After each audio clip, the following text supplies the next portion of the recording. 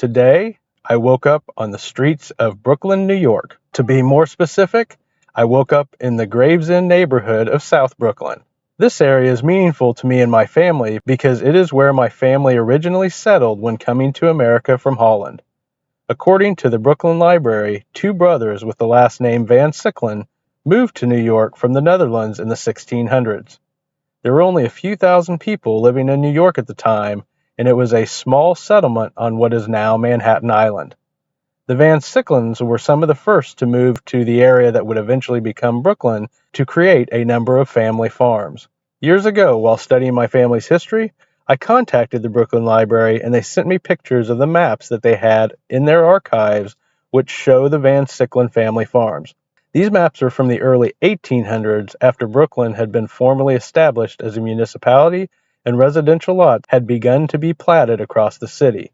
At that point, most of the Van Sicklen farmland had been sold, but members of the Van Sicklen family still owned large tracts of land in the area. Anyway, this is why you will hear me refer to the fact that there is a Van Sicklen family graveyard in the middle of the Gravesend neighborhood, and there is also a Van Sicklen School and Van Sicklen Street in Brooklyn. Our family changed their name from Van Sicklen to Van Sickle in the 1800s, probably to fit in better with their largely English neighbors. After spending the night parked next to the Van Sicklen graveyard in Brooklyn, I decided to get out and walk the neighborhood to take some video of the sights and sounds of the area.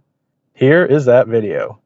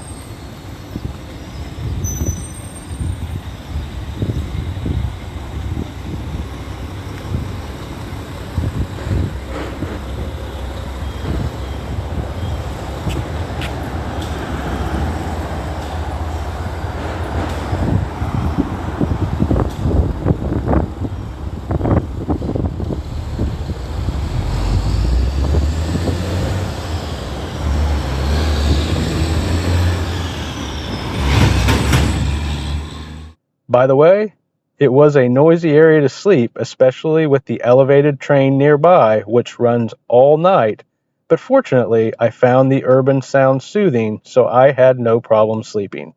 After taking my walk around the neighborhood, I decided to find a nearby Starbucks. By searching pictures of Starbucks in the area on Google, I found one with a parking lot and indoor seating. In large and densely populated cities like New York, Starbucks are usually small locations tailored to walk-in traffic, so they don't usually have parking lots or much in the way of seating. However, I found a nice little location, so I settle in to spend a few hours this morning getting caught up on work. And thanks again to my good friend Bryant Wilkes for buying my Earl Grey tea today. Bryant sent me a digital gift certificate recently for Starbucks, because he wanted to support me on my journey by buying my daily tea. Thanks again, Bryant. After finishing up at Starbucks, I decided that it was time to work out and shower. Unfortunately, the closest Anytime Fitness locations are back across the river in New Jersey, and it costs over $10 to take a bridge or tunnel to get in and out of Brooklyn. Spending over $20 a day on tolls just to get to a gym to work out and shower is definitely not in my limited budget, so I need to find another alternative. I had a similar issue in Palo Alto, where the closest Anytime Fitness was a half-hour drive away in San Jose. However, I had signed a year's membership when I joined Anytime Fitness before leaving Denver, so canceling wasn't an option.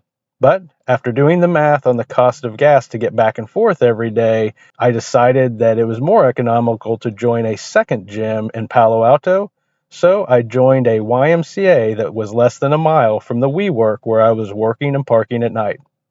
Given my situation here in Brooklyn, I decided to call and cancel my membership at the Y in Palo Alto and sign up for a membership at a Y here in Brooklyn. The closest Y is the Prospect Park YMCA, and they didn't have an enrollment fee to sign up online, so it didn't cost me anything to switch my membership from Palo Alto to Brooklyn. In fact, the membership here in Brooklyn is $10 cheaper per month than Palo Alto, so I actually save money by making the switch. I don't know how long I'll be here, but you have to be flexible and adapt when you are traveling cross country and living in your car. Having signed up for the Prospect Park Y online, I head there to get my membership card, work out, and take a much-needed shower. It is a nice location in a historic building.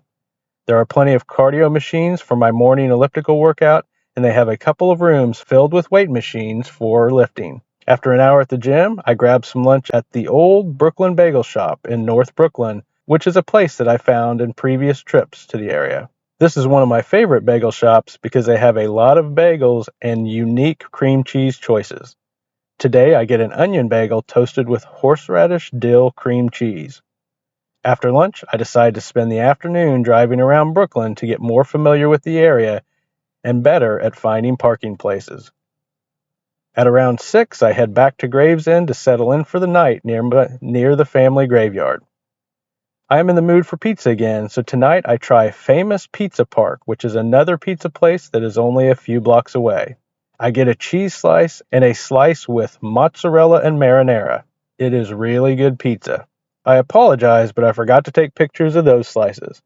I was too eager to eat and get settled in for the night, looking forward to tomorrow and more time to explore Brooklyn. So, this is the end of my first full day in Brooklyn and the end of this video.